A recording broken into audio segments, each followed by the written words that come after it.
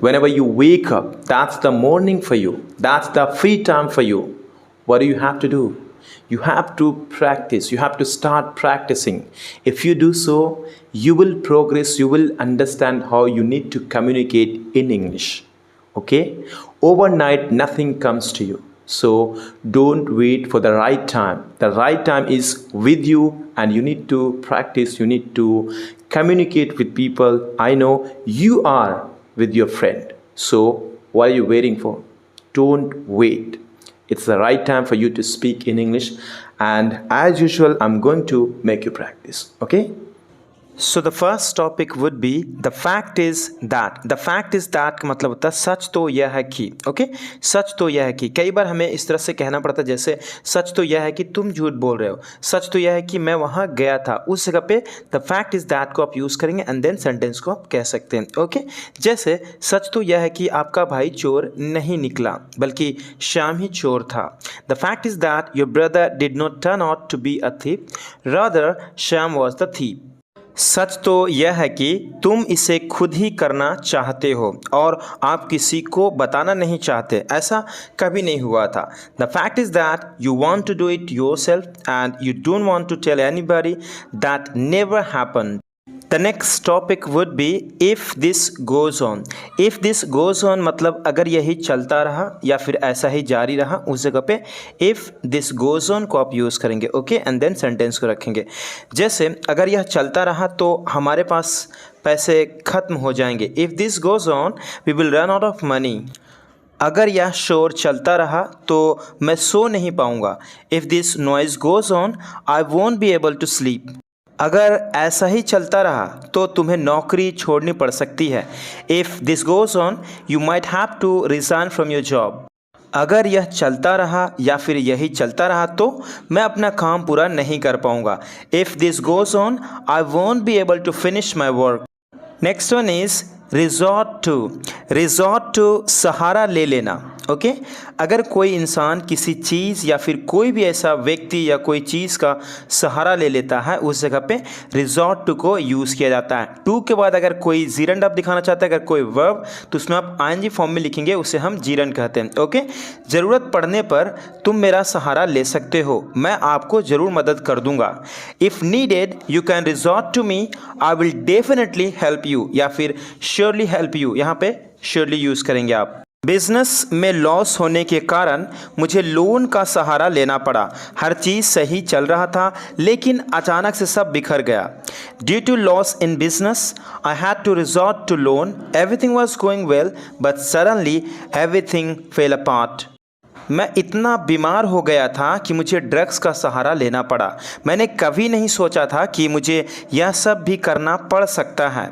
I became so ill that I had to resort to drugs. I never thought that I might have to do all this. जब मैं टूट कर बिखर रहा था तब मुझे अपनी वाइफ का सहारा लेना पड़ा. अगर मैं ड्रग्स का सहारा ले लेता तो मर गया होता. When I was falling apart, I had to seek the support of my wife. If I had resorted to drugs, I would have died. The next topic would be there must be some way to. There must be some way का मतलब होता है कोई तो तरीका होगा. कोई तो तरीका होगा वहाँ जाने का. कोई तो तरीका होगा उसे रुलाने का. कोई तो तरीका होगा तुम्हें समझाने का. उस जगह पे there must be some way to and then verb की फर्स्ट फॉर्म को रखते हैं. जैसे कोई तो तरीका होगा इंग्लिश सीखने का. जब से मैं सीखना शुरू किया हूँ लगभग 10 साल हो गए हैं, अभी तक कोई भी इम्प्रूवमेंट नहीं हुई है. There must be some way to learn English. It has been almost 10 years since I started learning and there has been no improvement still now. कोई तो तरीका होगा वाइफ को हैंडल करने का, क्योंकि मेरा दोस्त परेशान हो गया है, वह उसके सामने कुछ बोल नहीं पाता, कुछ नहीं बोल पाता. There must be some way to handle the wife because my friend is upset मतलब दुखी हो गया and he is not able to say anything to her या फिर इन फ्रंट ऑफ हर, ऐसे भी आप कह सकते हैं. कोई तो तरीका होगा वहाँ से बचकर निकलने का. चलो मानते हैं कि वह लोग फंस गए हैं, लेकिन कोई तो तरीका होगा वहाँ से बचकर निकलने का. There must be some way to escape from there. Let's suppose that those people are trapped but there must be some way to escape from there. कोई तो तरीका होगा वहाँ जाने का, पता तो करो, कोई ना कोई आपको बता ही देगा। पहले से ही अपना दिमाग मत चलाओ। There must be some way to go there, find out, someone or the other will tell you, don't make up your mind in advance. Next one is no way that. No way that का मतलब होता है मतलब ही नहीं है, हो ही नहीं सकता, मतलब कोई मतलब ही का नहीं, हो ही नहीं सकता ऐसा।